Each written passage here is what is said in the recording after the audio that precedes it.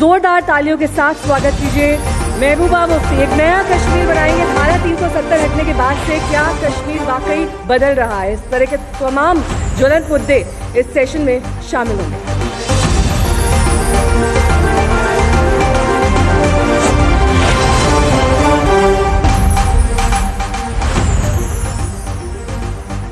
उनके लिए जम्मू में जो टेंट्स में रहते थे उसके बाद वहाँ एकोमोडेशन बनाना, यानी he tried it level best, पर कहीं दिल में उनको ये चुभन थी कि हम Muslim majority state Kashmir, Jammu Kashmir, Kashmiri पंडितों को नहीं बचा सके।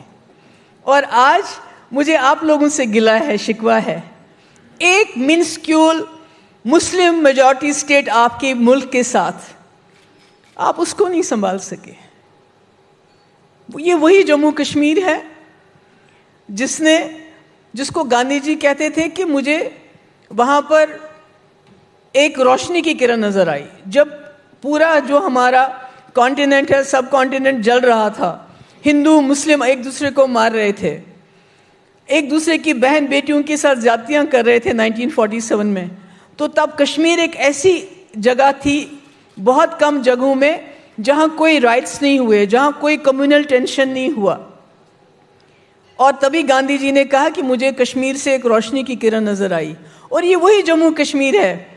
जब पाकिस्तान की फौजें आई तो कश्मीरी के लोग खुद जाके लड़े उनके साथ और बोला, हमलावर खबरदार, हम कश्मीरी हैं तैयार।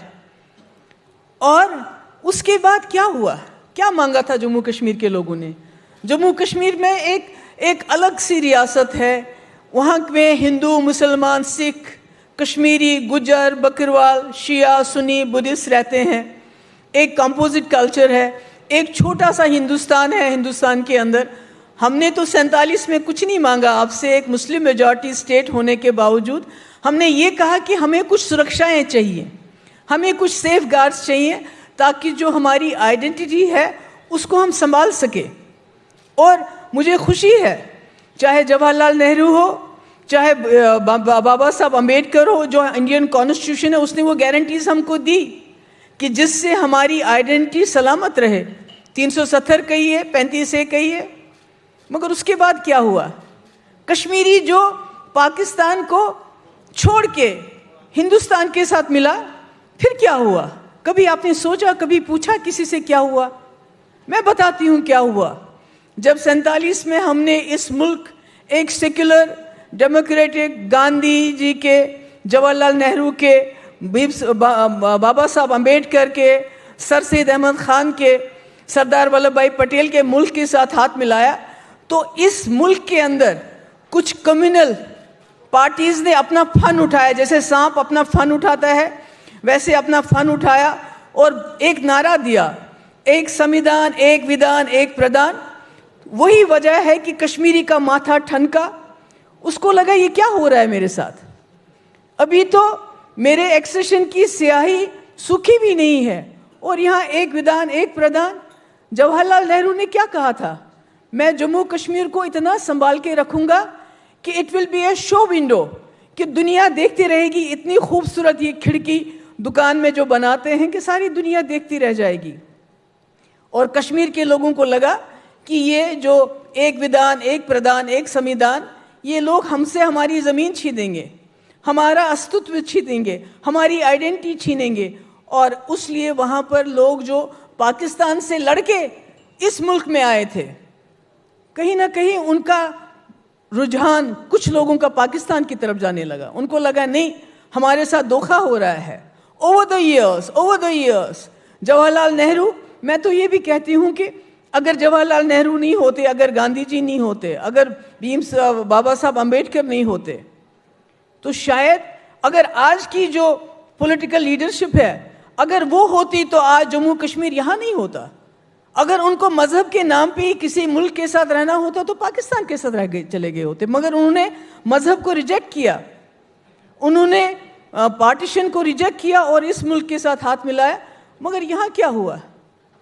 यहाँ क्या हुआ? हालात कश्मीर के दिन ब दिन बिगड़ते गए। 30 साल हालात खराब रहे और फिर एक स्टेट्समैन आ गया बीजेपी से, वाजपेयी जी, जिन्होंने पहली बार जम्मू कश्मीर को दिल की नज़र से देखा, इंसानियत की नज़र से देखा। और उन्होंने इतनी, एक जो स्टेट्समैन होता है वैसे ही जम्मू कश्मीर को संभाला। पाकिस्तान गए, करगिल हुआ, मुशर्रफ को बुलाया, पार्लियामेंट हुआ, फिर मुशर्रफ से बात की, हुर्रियत से बात की, रास्ते खोलने की शुरुआत की पाकिस्तान के साथ। और कश्मीर के लोगों को पहली बार लगा कि नहीं, कोई इस मुल्क में ऐसा लीडर है जो कश्मीरियों के दर्द को समझता है। वाजपेयी जी ने तो कश्मीर पाकिस्तान को नहीं दिया, बल्कि उन्होंने पाकिस्तान के जनरल मुशर्रफ को मजबूर किया ये बात कहने के लिए कि अब यूनाइटेड नेशन रेजोल्यूशन की ज़रूरत नहीं है, हम आपस में मिलके, कश्मीरी, हिंदुस्तान के लोग और पाकिस्तान के लोग मिलके इस समस्या का समाधान निकालेंगे। और शायद यही वजह है कि जब 2014 में हमको मैंडेट मिला, बीजेपी को मैंडेट मिला, मुफ्ती साहब ने सब कुछ अपना दाव पे लगा दिया, अपनी क्रेडिबिलिटी, अपनी पार्टी। उन्होंने कहा मैं नॉर्थ और साउथ पोल को मिलाना चाहता हूँ, मैं बीजेपी को जम्मू कश्मीर की सरकार में भागीदारी देना चाहता हूँ, मैं उनको बताना चाहता हूँ कि असली कश्मीर क्या है, दर्द क्या है। दर्द आपके यहाँ से शुरू हो गया। अगर आप एक विधान, एक संविधान, एक प्रधान नहीं कहते तो कश्मीर के लोगों का भरोसा नहीं टूटता। मगर बदकिस्मती ये है कि जो वाजपेयी जी, तो अकेले वाजपेयी जी थे।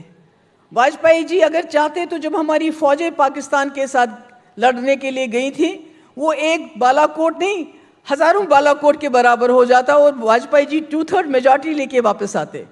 मगर चूंकि उन्होंने एक गोली नहीं चलाई बल्कि सीज फायर करवाया, और शायद उनके हारने की वो सबसे बड़ी वजह बन गई।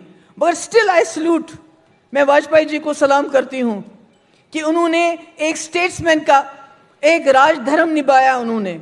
और मुफ्ती साहब को ख्याल था जब मोदी जी आए कि ये इनको पूरे मुल्क ने मैंडेट दिया है, इस पूरे मुल्क का मैंडेट इनको चेंज करेगा, तब्दीली आएगी।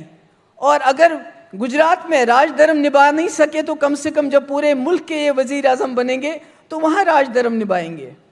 उन्होंने उनके साथ एजेंडा ऑफ अलायंस पे बात की। सबसे पहली शर्त थी कि 370 को नहीं छेड़ेंगे, आप वाजपेयी जी की पाकिस्तान के साथ बातचीत को, हुर्रियत के साथ बातचीत को आगे चलाएंगे। पर हमारी बदकिस्मती है कि 2019 को जिस तरह से 370 को गैर आईनी, गैर कानूनी तरीके से हटाया गया और आज हमें बताया जाता है नया कश्मीर बनाया हमने। क्या नया कश्मीर बनाया? मैंने तो इनको कहा था कि कुछ पिक्चर्स पीछे से लगाएं, पर अनफॉर्चुनेटली नहीं लगाई। नहीं, हम वो पिक्चर्स अब दिखाएंगे, हम आपकी उस मैं बात का चाहती हूँ कि इंतजार वो कर रहे दिखाएं, थे। क्योंकि मैं आपको बताना चाहती हूँ कि नया कश्मीर गुलमर्ग की ये बर्फ नहीं है। नया कश्मीर में एक 18 महीने की बच्ची अपनी माँ की गोद में, अपने बाप की गोद में, रात के माइनस टेम्परेचर में, ठंड में ठिठुरती अपने बाप की लाश मांगती है। डॉक्टर मुदस्सिर गुल की लाश मांगती है। एक बहन अपने भाई की लाश का इंतजार कर रही है उसको दफनाने के लिए।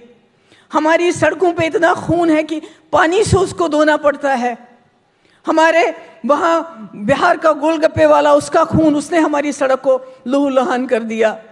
हमारे पंडित लोग टारगेट हो गए। अगर किसी और सरकार में इस तरह टारगेट होते तो सारा मीडिया। हमारी अनफॉर्चुनेट बात तो ये है कि कहीं भी अगर कोई सरकार हो तो इंस्टीट्यूशंस होते हैं जो उसको चेक में रखते हैं, उसमें मीडिया का बहुत बड़ा रोल है। पर अनफॉर्चुनेटली हमारा जो मीडिया है, मैक्सिमम मीडिया जो है, वो वही नैरेटिव चलाता है जो आज की सरकार चाहती है, जो उनको कहा जाता है। अदरवाइज अभी देखिए, ये तो नए कश्मीर की बात करें, नए हिंदुस्तान की बात करें ना आप।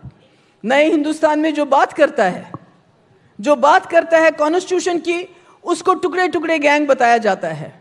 मुसलमानों को, माइनॉरिटीज को सोशली आउटकास्ट, इकोनॉमिकली आउटकास्ट, चाहे वो रेडी पे बेचने वाला सब्जी वाला हो, या डॉक्टर कफील हो, या कोई कॉमेडियन हो, जो पिक्चर्स आपने मांगे थे महबूबा जी, या वो कोई आपके पीछे चल रहे हैं, या कोई फिल्म स्टार हो जी। ये तो हाल है। अगर किसान निकलते हैं तो उनको खालिस्तानी कहा जाता है, उनके ऊपर यूएपीए लगाया जाता है। ये तो नया हिंदुस्तान है। पर ये मेरे गांधी का हिंदुस्तान नहीं है, ये गोडसे का हिंदुस्तान है। और जो कश्मीर बनाया जा रहा है वो भी गोडसे का कश्मीर बनाया जा रहा है, जहां बात करने की आज़ादी नहीं है, जहां मुझे हफ्ते में 2 दिन मेरे लॉक लगाया जाता है, गेट पे बंद किया जाता है मुझे। महबूबा जी, हम एक एक करके सवालों पर अब आना चाहते हैं। ये तस्वीरें भी आपकी हम पीछे ये चला घर रहे हैं। है, ये घर है। ये देखिए, ये जो है ये सिक्योरिटी फोर्सेस के आपके लोग हैं, ये अपने बेटे की कुछ नहीं मांग रहे, ये नहीं कह रहा है सजा दो, ये नहीं कहता है जिन्होंने इसके बेटे का कत्ल किया ये कहते हैं मुझे उसकी लाश दे दो, मैं उसका अंतिम संस्कार करना चाहता हूं। ये देखिए इसकी बेटी है, ये 18 महीने की बेटी है, ये भी कहती है कि मुझे लाश दे दो मेरे हस्बैंड की। ये नया कश्मीर है, ये गोडसे का कश्मीर है, ये मेरे गांधी का कश्मीर नहीं है, ये जवाहरलाल नेहरू का कश्मीर नहीं है। महबूबा जी, हर तस्वीर के दो पहलू होते हैं।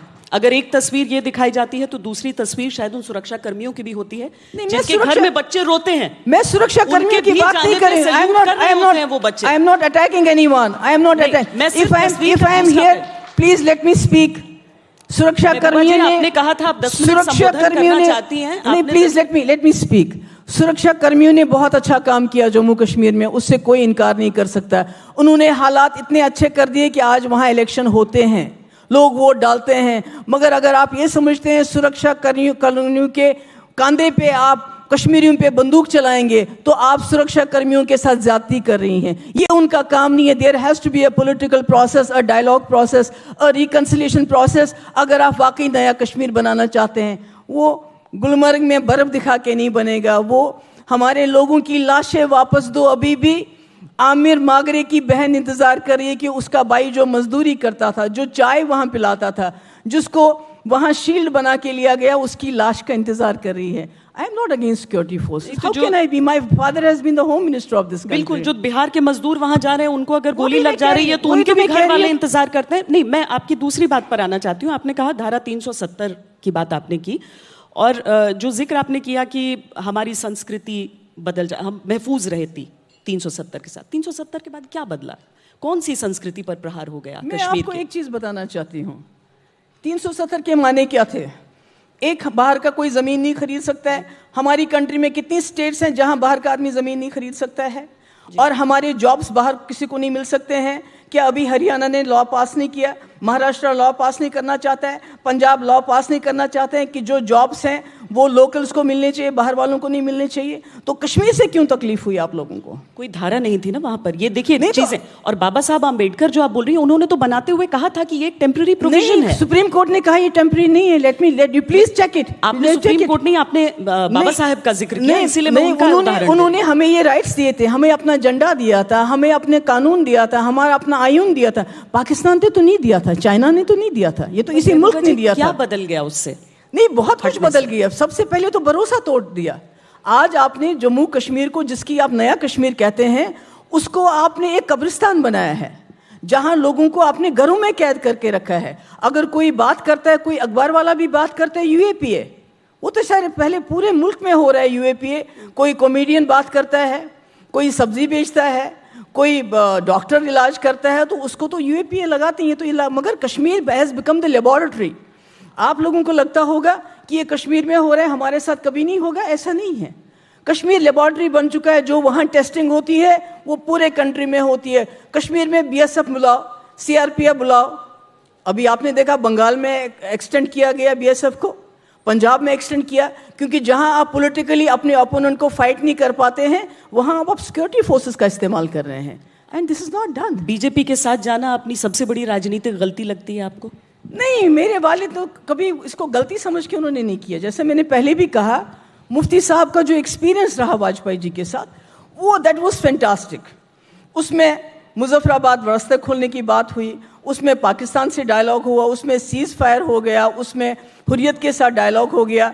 अब तो हालत ये है कि हम जब आए, पिछली बार प्राइम मिनिस्टर ने हमको बुलाया, तो प्रेस तो मीडिया ने ऐसे इसको लिया कि जैसे वो कोई हम सेपरेटिस्ट थे। मगर वाजपेयी जी ने इतनी आसानी से वो सब काम किए। उसको देखते हुए मुफ्ती साहब ये समझे कि ये बीजेपी शायद वाजपेयी जी की जमात है और ये बड़े देशभक्त हैं। मगर लगा तो ऐसा कि ये तो देशभक्त नहीं, ये तो अपने इलेक्शन के लिए, अपने इलेक्टोरल पॉलिटिक्स के लिए कुछ भी कुर्बान कर सकते हैं। जम्मू कश्मीर को कुर्बान कर सकते हैं। फार्मर्स, किसानों के ऊपर गाड़ी को जो है कुचला, गाड़ी के नीचे उनको कुचल सकते हैं। They can do anything. Mehbooba ji, आप पर आरोप लगते हैं कि आप सत्ता में रहते हुए दूसरी भाषा बोलती हैं और बाहर रहते हुए दूसरी। आप आज हैदरपुरा एनकाउंटर के सवाल उठा रही हैं, लेकिन एक समय वो भी था जब पत्थरबाजों को लेकर आपने कहा था कोई दूध लेने तो नहीं निकला है। बिल्कुल बिल्कुल, मैंने कहा, एक माँ कहती है जब बच्चा किसी गर्म चीज को हाथ लगाता है तो माँ उसको थप्पड़ मारती, कहती मरने जा रहे हो क्या उधर। तो एक माँ को हक है अपने बच्चे को डांटने का, और मैंने अपने बच्चों को डांटा, मैंने डांटा उनको। आपके हिसाब से अगर कोई बच्चा, अगर रेलवे ट्रैक पे कोई बच्चा चाहे, और आपको पता है रेल आने वाली, आप उसको गुस्सा नहीं करोगे, डांटोगे नहीं? आप क्या मिठाई लेने जा रहे हो वहां पर, ऐसे नहीं बोलोगे? क्या मिलेगा वहां से? तो मैंने कहा ये बात बहसत, मैंने एक माँ के कहा, क्योंकि मैंने वहां के बच्चों के सर से जब बेगार पे ले जाते थे उनको सिक्योरिटी फोर्सेस के लोग कहीं कहीं कैंप्स पे, मैंने उनके सर पे वो रेत के बट्टे उतारे हैं, मैंने उनके सर से ईंटें उतारी है, मैंने उनको कैंप से बाहर निकाला है, उनके हाथ उनसे घास कटवाया जाता था, मैंने उनको तब बचाया है। और मुझे हक बनता है उन बच्चों को ये कहने का कि आप मरोगे उधर मत जाओ। तो आपने उनको उनकी गलती के लिए नहीं बोला, आपने उनकी जान बचाने के लिए? बिल्कुल जान बचाने के लिए, क्योंकि उस वक्त ऐसा हो रहा था कि जो वहाँ उस वक्त डेमोन्स्ट्रेशंस हो रही थी, वो अनफॉर्चुनेटली उसमें कुछ मिसक्रिएंट्स घुस गए थे, और वो मिसक्रिएंट्स बच्चों को आगे करते थे, खुद पीछे रहते थे, जिसकी वजह से जब भी गोली चलती थी या पैलेट चलता था तो वो बच्चे को लग जाता था। तो इसलिए मुझे गुस्सा आया कि पेरेंट्स को रिस्पॉन्सिबल होना चाहिए, उनको बच्चों को उस डेमोन्स्ट्रेशन में नहीं भेजना चाहिए जहां उनके बच्चों को शील्ड बना के इस्तेमाल करते थे कुछ मिसक्रिएंट्स। डेटा कहता है कि पत्थरबाजी लगभग 9 के बराबर हो गई है अब। ये अच्छा नहीं हुआ है? तो आपको मतलब है कि पत्थरबाजी खत्म हो गई? जो बीमारी, अगर किसी को खांसी है, अगर उसके मुंह पे पट्टी बांध के उसका खांसना बंद करते बीमारी ठीक हो गई? ये मुंह पे पट्टी बांधा गया है? बिल्कुल पट्टी बांधी हुई है। जो आप इस वक्त लोगों को वहाँ घर में बंद करके रखा है, यूपीए लगाते हैं, ईडी पीछे पड़ा है, एनआईए पीछे पड़ा है। अगर सब कुछ ठीक ठाक है तो फिर हमने अभी 30 बटालियन सीआरपीएफ की क्यों मंगाई, और हम बीएसएफ को क्यों मंगा रहे हैं, हम जगह जगह बंकर क्यों बना रहे हैं, हम लोगों के से उनकी ज़मीनें क्यों छीन रहे हैं सिक्योरिटी फोर्सेस को देने के लिए? अभी हाल ही में पिछले मन की बात में प्राइम मिनिस्टर ने बहुत तारीफ की थी, एक गांव है पुलवामा में, पेंसिल वहाँ बहुत बनती है, बहुत तारीफ की। आज उस पेंसिल गांव की ज़मीन उनसे मांगी जा रही है क्योंकि सीआरपीएफ की परमानेंट आपने उनके बंकर्स बनाने हैं। अगर सिचुएशन ठीक है तो फिर इतनी सिक्योरिटी फोर्सेस क्यों? अगर सब कुछ अच्छा हो रहा है तो हम सिक्योरिटी फोर्सेस को कम करने के बजाय ज़्यादा क्यों बढ़ा रहे हैं? अगर मिलिटेंटों की तादाद 100 या 200 है तो इतनी ज़्यादा सिक्योरिटी फोर्सेस तो इतनी जो तस्वीरें आती हैं कि लाल चौक पे तिरंगा यात्रा निकाला गया, ये सब क्या है? अगर एक देखिए, तिरंगा मेरे फादर ने तब उठाया है जब तिरंगा उठाना अनटचेबल माना जाता था। हमारा सोशल बाइकआउट हुआ है, हमारी फैमिली का सोशल बाइकआउट हुआ है। तो तिरंगे की बात तो हमें बतानी नहीं चाहिए। आज जो तिरंगा आप उठाते हैं, जो उठवाया जाता है, तो उसके साथ तो अगर एक के हाथ में तिरंगा होते तो 40 तो सिक्योरिटी के लोग उसके इर्द गिर्द चलते रहते। आपको लग रहा है वो जबरदस्ती उठवाया जा रहा है? मैं कहती हूँ कि तिरंगा कश्मीरियों ने 1947 में अपनी मर्जी से उठाया, तो आज अगर आप उनको जबरदस्ती बोलोगे उठाने, जबरदस्ती कोई नहीं उठाएगा। जैसे जनगण मन, हम जब फिल्म जाते थे तो हर वक्त उठते थे जनगण मन के लिए, आज बंदूक लेके बोलते नहीं जी जनगण मन पढ़ना जरूरी है। ये फर्क है, अपनी मर्जी से उठाना और जबरदस्ती दिखाने के लिए उठवाना, ये दो चीज़ें। मेरे ख्याल में तिरंगा एक कपड़े का टुकड़ा नहीं है, इसके साथ आपके इमोशंस जुड़े होते हैं, आपकी इज्जत। और जब इसी तिरंगे को जम्मू में कम्युनल पार्टीज ने रेपिस के लिए इस्तेमाल किया, उसको लेके चले गए, वो जो 9 साल की बच्ची का रेप हो गया, तो उस वक्त तिरंगे की बेइज्जती नहीं हुई क्या? हम तो खुदा ना खासा तिरंगे की बेइज्जती नहीं, हम तो इज्जत करते हैं। मगर हम कहते हैं कि ये तिरंगा उठा के लाल चौक में लगाना, कहाँ कश्मीर में सब कुछ ठीक हो गया, ये बिल्कुल गलत है, ये गलत पिक्चर दे रहे हैं। साथ में कश्मीर का भी झंडा अलग से चाहिए। कश्मीर का झंडा तो अलग से था हमारे पास, वो वापस चाहिए ही, बिल्कुल चाहिए। पर क्या ये संभव है कि 370 वापस नहीं है? अगर गंगा में लाशें बह सकती हैं इस मुल्क में, अगर गुलाम नबी आजाद कहते हैं कि उसके लिए मुझे सेंटर में 300+ सीटें चाहिए होंगी जो हम नहीं हासिल कर सकते हैं, तो कैसे आएगा 370 वापस? ये जो 3 कानून थे हमारे, जिसके लिए 750 हमारे किसानों ने आहुति दी, कुर्बान हो गए, शहीद हो गए, तो कैसे मोदी जी को माफी भी मांगना पड़ा और उस तिरंगे वो भी वापस करना पड़ा? तो आंदोलन करेंगे फिर? आपको तो नजरबंद रखा जाता है अधिकतर समय। तो देखिए ना कि हमारे यहाँ कहते हैं कि जालिम के सामने सच्ची बात कहना सबसे बड़ा जो है फाइट है, सबसे बड़ा आंदोलन है। मैं तो वही कर रही हूँ और मेरे साथ लोग भी कर रहे हैं। महबूबा जी, लड़ाई लड़ना एक तरफ है और मुझे लगता है कि वो हर एक व्यक्ति का अधिकार है कि जो आपको सही लगता है वो उसकी लड़ाई लड़े, लेकिन ये पाकिस्तान से बात करो, पाकिस्तान से बात करो, ये क्यों कहती हैं आप? नहीं, वाजपेयी जी ने क्यों पाकिस्तान के साथ बात की? वो पाकिस्तान क्यों गए? उन्होंने वहां वार्ता क्यों की? उन्होंने धोखा मिला लौट आए। उन्होंने मुशर्रफ को क्यों आमादा किया सीज फायर के लिए? उन्होंने मुशर्रफ को क्यों आमादा किया 4 पॉइंट फॉर्मूला के लिए? बिकॉज वो जानते थे कि आप हमसाया बदल सकते हैं, नहीं सकते हैं, आप दोस्त बदल सकते हैं। यानी Vajpayee ji was a statesman. आपको नहीं लगता है कि वो बालाकोट करके, वो तो बहुत बालाकोट करके इलेक्शन जीत सकते थे, पर उन्होंने नहीं किया। बालाकोट इलेक्शन जीतने के लिए हुआ? मेरे ख्याल में तो वो तो आप सभी, मुझे तो ज़्यादा उस पर कुछ बोलना नहीं कि बालाकोट किस लिए किया गया, क्या किया गया। अगर वाजपेयी जी चाहते तो हमारी फौजें पाकिस्तान के साथ थी, और उनको ताना दिया गया बाद में वाजपेयी जी को। जब उन्होंने फौजें वापस लाई तो कई हमारे लोग थे जिन्होंने ताना दिया कि ये तो चला गया वहाँ धोती पहन के और एक गोली मारे बगैर वापस आ गया। मगर वाजपेयी जी का सीना 56 इंच का नहीं था, शायद 60 इंच का सीना था उनका। He was a great leader, और हमें वैसा लीडर, वैसा स्टेट्समैन बन के दिखाया कोई ना। तो इस वक्त अपोजिशन में है। कांग्रेस की लेगेसी है जम्मू कश्मीर। लेगेसी का मतलब मेरा नेगेटिव सेंस में नहीं है। अगर कांग्रेस नहीं होती, गांधी नहीं होते, जवाहरलाल नेहरू नहीं होते, बाकी कांग्रेस के लीडर नहीं होते, तो जम्मू कश्मीर इस सिचुएशन में कभी भी हिंदुस्तान के साथ नहीं मिलता जो आज की सिचुएशन है, जो यहाँ पर माइनॉरिटीज़ का हाल है, जो ये गोडसे का मुल्क बन रहा है। क्योंकि जम्मू कश्मीर को गोडसे का जम्मू कश्मीर बनने कभी कश्मीरी नहीं देते। पाकिस्तान की आज उनके देश में कोई नहीं सुन रहा है। बहुत खराबी है। हम बात क्यों करें? मैं कह रही हूँ पाकिस्तान की बहुत खराबी है। कर्जा ले रहे हैं वो, तब मुल्क चला रहे हैं। और हमारी हालत ये है कि हम बांग्लादेश, पाकिस्तान, नेपाल से हंगर इंडेक्स में नीचे चले गए हैं। हम जीडीपी में बांग्लादेश से पीछे हैं। क्यों? क्योंकि हम जो जंग के ऊपर पैसा खर्च करते हैं दोनों मुल्कों को लड़ाने में, वो इतना ज़्यादा है कि हमारे यहाँ जब बीमारी आती है तो गंगा में हमारी लाशें बहती, क्योंकि हमारे पास वेंटिलेटर नहीं है, अस्पताल में जगह नहीं है। तो हम क्यों लड़ रहे हैं एक दूसरे के साथ? क्यों नहीं हम मसले को, समस्या का समाधान करके वाजपेयी जी की तरह दोस्ती का हाथ बढ़ा के जम्मू कश्मीर को समाधान करके एक अच्छी जिंदगी उनको भी, वो भी जिए, हम भी जिए, इसमें क्या बुरा है? एक दोस्ती का हाथ और बढ़ाया गया है कश्मीर में। यानी जो दो लोग एक दूसरे को आमने सामने नहीं देखना पसंद करते थे, दो ही पार्टियां थीं जिनके बीच लड़ाई चलती थी, नेशनल कॉन्फ्रेंस और पीडीपी, अब गुपकार अलायंस के तहत वो दोनों एक साथ। For a larger interest Jammu Kashmir के हुकूक की खातिर, जो उनके हक छीने गए, जो उनकी इज्जत, जो उनको लताड़ा गया, जो उनके सर से चादर छीनी गई, उस इज्जत को बहाल करने के लिए हमें, मुफ्ती साहब ने तो बीजेपी के साथ हाथ मिलाया, नॉर्थ पोल और साउथ पोल, जिनके साथ हमारी कोई आइडियोलॉजी नहीं मिलते थे। तो नेशनल कॉन्फ्रेंस तो इतने एक्सट्रीम पे नहीं है कि हम उनके साथ बैठ के जम्मू कश्मीर के हुकूक की लड़ाई न लड़ें। This is the best thing that could have happened for the people of Jammu and Kashmir.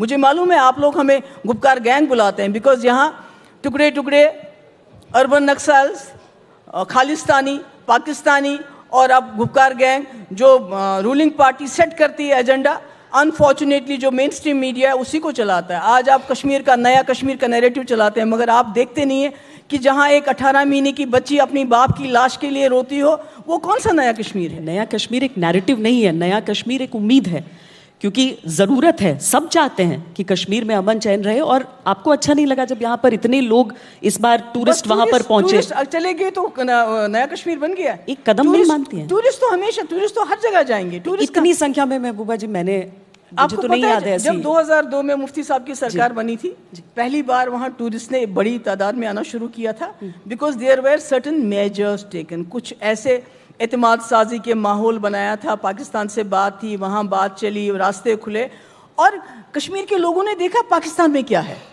उस दूसरे कश्मीर में क्या है, पर्दे के पीछे क्या है। क्योंकि जब वहाँ से लोग आए, मुझे याद है मुफ्ती साहब जब उनको रिसीव करने गए तो उस कश्मीर के लोगों ने मुफ्ती साहब से कहा, मुफ्ती साहब क्या हम नमाज पढ़ सकते हैं? यानी वहाँ ये इंप्रेशन है कि शायद हम यहाँ नमाज भी नहीं पढ़ने देते। मुफ्ती साहब ने कहा आप कहीं भी पढ़ सकते हो। तो इसी तरह ये जो क्यूरियोसिटी है, वहाँ क्या है, यहाँ क्या है, इस क्यूरियोसिटी को ख़त्म करने के लिए मुफ्ती साहब ने ये कहा था कि तमाम रास्ते खोल दो, लोगों को आने दो, जाने दो। हम ये नहीं कह रहे हैं आप कश्मीर उठा के पाकिस्तान को दे दो, हम ऐसा तो नहीं कहते। हम कहते हैं जो दीवारें हैं नफरत की, जम्मू कश्मीर को एक पुल बनाओ दोस्ती का, इसको जंग का अखाड़ा मत बनाइए। कितना सफ़र करेंगे आप ही बताओ। आपके भी घर में छोटे बच्चे हो सकते हैं, एक 18 महीने की बच्ची कड़कती इस ठंड में अपने बाप की लाश मांगे, तो इससे ज़्यादा और जुल्म क्या हो सकता है? आप बताओ मुझे, क्या ये हमारे बापू का हिंदुस्तान ऐसा हो सकता है? महबूबा जी, उसकी जांच हो रही है, आपको उसके बावजूद आप आवाज़ उस पर उठा रही हैं, आपको विश्वास नहीं हो रहा है कि जांच सही होगी? नहीं, क्या अभी तक तो बहुत जांचें हुई हैं, हमने तो कभी किसी जांच में कोई सज़ा मिलते हुए नहीं देखा है। उसके बाप को बताया गया वाइट कॉलर्ड मिलिटेंट, जबकि वो डॉक्टर। दूसरे को बताया गया ओवरग्राउंड मिलिटेंट। तीसरे को बताया गया हाइब्रिड मिलिटेंट, जबकि उनमें से कोई मिलिटेंट नहीं था। तीनों को इस्तेमाल किया गया उस वक्त हाइड आउट दिखाने के लिए कि आप हमें बताओ इस कमरे में अंदर जाना है, और वहाँ से फिर दोनों तरफ से गोलियां चली। तो ये तो नहीं चलता। अभी एक लड़का घर से मजदूरी के लिए निकलता है, वापसी पे सब्जी लेके आता है, दूध लेके आता है, बंकर के पास गुजरता है तो गोली मार देते हो कि। पर जब तक जांच न हो जाए आप अगर ऐसे स्टेटमेंट देती हैं तो क्या ये नहीं, सिक्योरिटी फोर्सेस की मोरल को नहीं नहीं, मैं तो कोई सवाल नहीं उठा रही हूँ, मैं तो आपको हकीकत बता रही हूँ। ये तो खुद वहां की पुलिस ने आप बताया, उन्होंने तो 2 को क्लियर कर दिया। वो तो इन्वॉल्व थे ना इसमें, 2 को क्लियर कर दिया। तो जेकेपी मेनली इसमें इन्वॉल्व थी ना, जेकेपी और जो बाकी सिक्योरिटी फोर्सेस होते हैं, और सीआरपीएफ इन्वॉल्व जी जी बिल्कुल बिल्कुल। और उसमें ये भी हुआ कि जो तीसरा लड़का है जिसका अब 2 को तो क्लियर कर दिया, तीसरे को बोलते हैं वो हाइब्रिड मिलिटेंट है। आपको मालूम है उसके बाप ने पत्थर से मिलिटेंट मारा है। आमिर मागरे के बाप ने पत्थर से मिलिटेंट को मारा है। वो आर्मी के लिए इन्फॉर्मर का काम करता था, उसने कई मिलिटेंट पकड़वाए हैं, मरवाए हैं, और वो सिक्योरिटी में रहता है तो उसी का बेटा मजदूरी करता था, उसको बोलते हैं ये हाइब्रिड मिलिटेंट है। इससे बड़ा झूठ और क्या हो सकता है। महबूबा जी, अगर जब अब चुनाव की सुगबुगाहट भी हो रही है कि हो सकता है जम्मू कश्मीर में चुनाव हो, क्या हम जो गुपकार अलायंस है उसे एक साथ चुनाव लड़ते देख सकते हैं? वो तो मैं नहीं बता सकती, बिकॉज दिस इज, ये तो हमारा इकट्ठा बैठ के हमारा डिसीजन होगा। ये तो इसके बारे में तो मैं इस अभी कुछ नहीं कह सकती। हम इकट्ठे लड़ेंगे, अलग अलग लड़ेंगे। मुझे मालूम है कि बहुत सारे जो यहाँ ताकते हैं, जो हमारे जो इस किस्म के हमारे ओपोनेंट्स हैं, वो नहीं चाहते हैं कि इकट्ठे लड़ें, पर हम आपस में बैठ के फैसला कर लेंगे। और election is no priority for Mehbooba Mufti. Election तो आपको सबसे आखिर में क्यों छोड़ा गया? जम्मू कश्मीर में तो जब अभी सारे नेताओं की नजरबंदी हुई, सारे नेता जो प्रोमिनेंट कम से कम फेसेस थे वो एक एक करके छूटते गए, लेकिन महबूबा मुफ्ती सबसे आखिर में क्यों कैद से रिहा? ये सवाल तो आपको इनसे पूछना चाहिए जिन्होंने हमें बंद किया। मैं कैसे बताऊं, मैं कैसे बताऊं उनके दिल में क्या था। 2 सवाल हम जल्दी से ले लेते हैं। सुनील भट्ट जो कि जम्मू में हमारे कॉरेस्पॉन्डेंट हैं। बिल्कुल, थैंक यू। महबूबा जी नमस्कार।